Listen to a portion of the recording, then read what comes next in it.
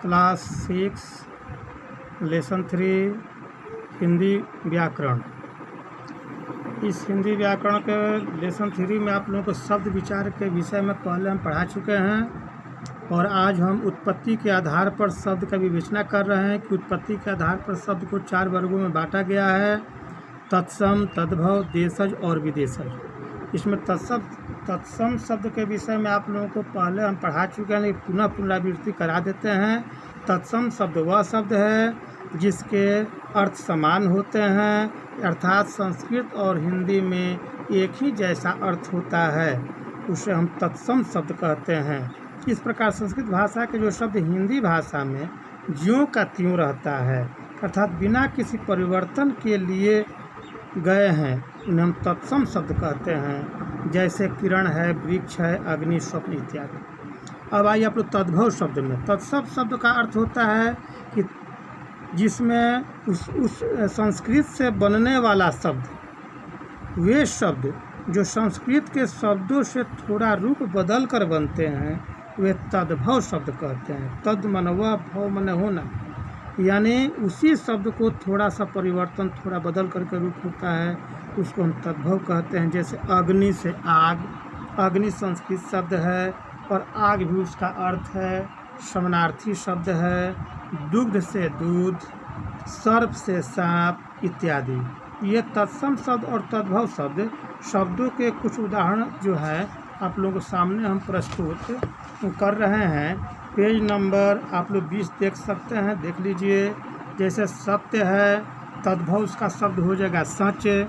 तत्सम शब्द हो उसी तरह से अग्नि शब्द है तत्सम, उसका तद्भव रूप हो जाएगा आग। कूप है, यह तत्सम शब्द है, ज्यों का त्यों शब्द है।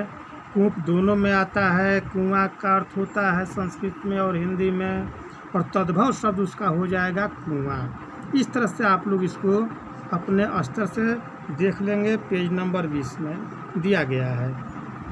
और आप लोग देशज शब्द है। देशज शब्द वह शब्द है जो भारत के जनजातियों में बोलने वाले भाषा जो है उसको हम ग्रामीण क्षेत्रों में प्रयुक्त होने वाले तथा संस्कृत से भिन्न माने अलग भाषा में परिवारों से आए शब्द को देशज शब्द कहते हैं। जैसे कहीं भारत देश है, भारत देश में बिहार में कुछ दूसरी भाषा हम लोग बोलते हैं।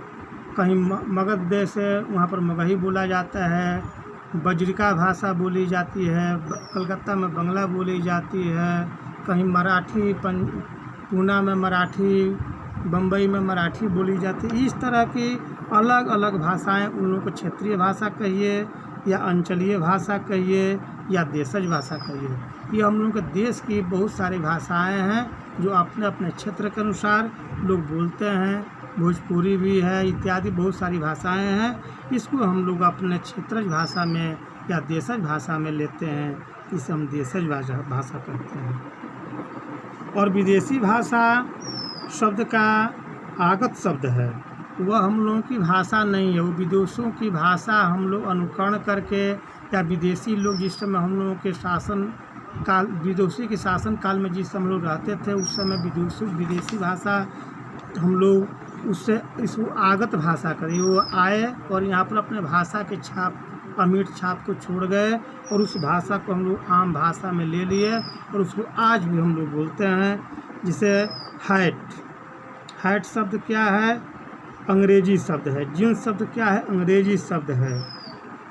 ये शब्द अंग्रेजी शब्द हम लोग आज भी प्रयोग करते हैं, लेकिन हम लोगों का यह मूलतः भाषा नहीं है, यह विदेशी भाषा है। हम लोग विदेशों के संपर्क में रह करके हम लोग उस भाषा को सुन करके, समझ करके बोलने लगे, इसको हम कहते हैं विदेशी भाषा। और हम लोगों की जो देशज भाषा है, सो आप लोगों को पहले हम समझा चुके हैं। तो इस तरह से आप लोग तत्सम, तद्भव, देशज और विदेशज चारों भाषाओं के विषय में आप लोगों को हम सामने प्रस्तुत कर दिए। आप लोग इसके आधार पर पेज नंबर 21 में आप लोग देख सकते हैं कि जो शब्द विदेशी भाषाओं से हिंदी में आए हैं उन्हें हम विदेशी शब्द कहते हैं। इसको आप लोग कृपया पेज नंबर 21 में देख करके अनुकरण कर सकते हैं और स्मरण करके ध्यान से आप लोग पढ़ सकते हैं। ये अब आगे क्लास में हम आप लोगों को रचना या बनावट के आधार पर शब्दों के भेद का वर्गीकरण करेंगे। तब तक आप लोग इसको ध्यानपूर्वक पढ़ करके स्मरण करें कि ये शब्द कौन कौन है। धन्यवाद।